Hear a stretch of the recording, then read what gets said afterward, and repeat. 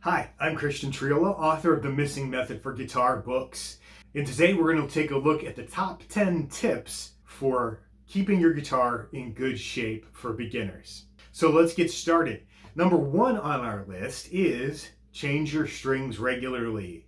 And that means every 3 to 6 months, but it really does depend on how often you're playing. The more you play, the more hours you play, the more wear you'll put on those strings, and you'll want to replace them more frequently. If you play, let's say, almost every day, about 20 minutes or so, just kind of getting into it, then you probably won't need to change your strings nearly as often.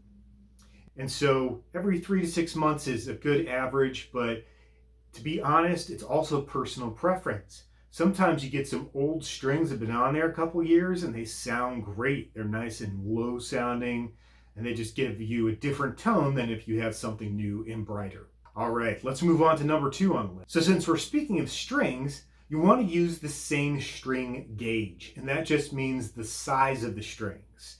So each string has a number attached to it, and it's shown in millimeters. The first string is usually what you go by, and you kind of assume the rest are going to follow in that line. So the first string is usually measured in 8 for really thin, really small strings, all the way up to 13. And 13 is a pretty thick string. So the thinner your strings, the easier it is on your fingers, but the tintier the sound too. So you have to ask yourself, which do you want? Easier on your fingers or a better sound? And so for me, I think 9s or 10s are pretty good for most people. That'll work. But you may want to go thicker or you may want to go thinner depending on what you're doing. But just make sure you use the same string size each time. Otherwise, if you add more tension to the neck, your neck's going to move a little bit and shift. So you might notice that it needs an adjustment. So if you're not comfortable getting an adjustment or doing it yourself, then just stick to the same string gauges. All right, number 3 on the list, you'll want to clean and oil your fretboard at least once a year. So that just means going over it with a soft cloth, taking the strings off, and then just putting a little dot of linseed oil or just guitar fretboard oil, which you can get at most guitar stores, and then just rub that into the fretboard, let it dry, and you're good for at least a year. I find that doing it in the wintertime is the most beneficial because it's so dry out and the wood in the neck really just eats that stuff up. But you can do it any time of year, of course. I should mention there are certain types of fretboard materials that don't respond well to the traditional fretboard oil. Usually when you have a maple fretboard, then you're going to run into some trouble. And so if you're not sure, just take your guitar in or a picture of it to your local guitar store and they'll be able to tell you. I mean, you can kind of tell, usually it's a lighter wood color, but if you want to be safe, look it up online and you'll be all right. So speaking of that, you also want to keep your guitar clean, just free from dust, dirt, and grimy hands, which when you're playing, because some people sweat a little bit while they're playing, and so it gets passed on to the guitar, let's say. So to keep it clean, you want to use a soft cloth, a microfiber cloth that you can get at most guitar stores, and really the same ones that you can use on a car typically work on a guitar as well.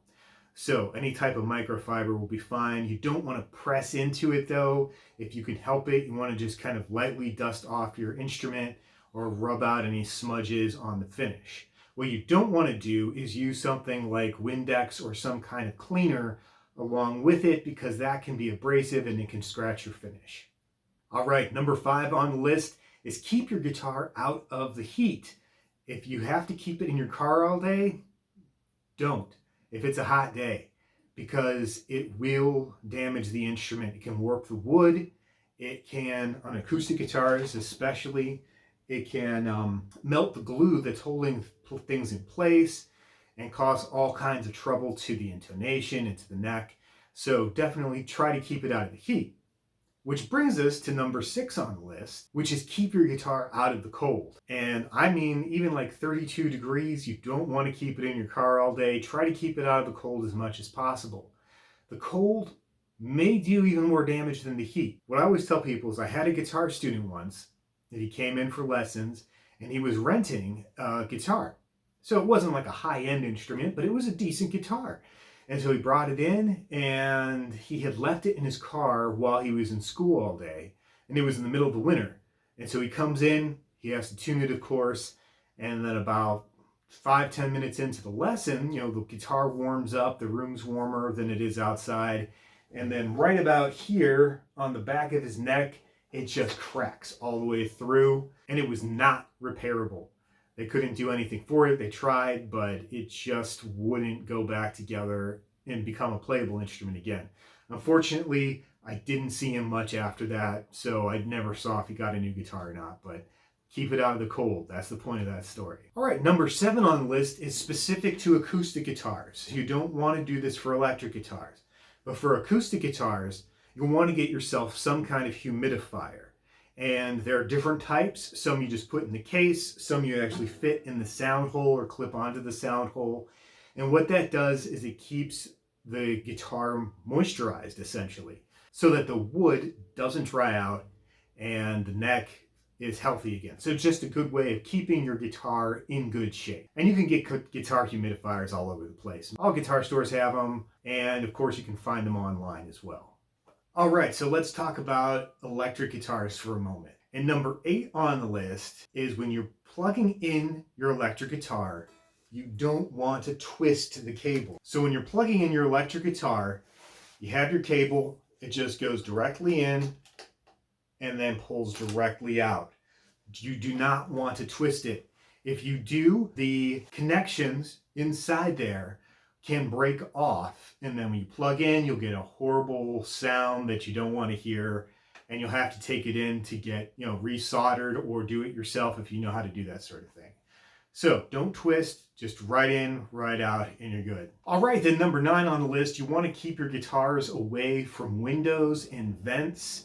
And again, it's just to keep that temperature consistency with it. And I actually had a guitar teacher who owned a mandolin, and he had it hanging above a vent for years. And then one day he's practicing and his mandolin explodes. Now, he wasn't practicing the mandolin, he was practicing guitar. Mandolin was on, up on a hook.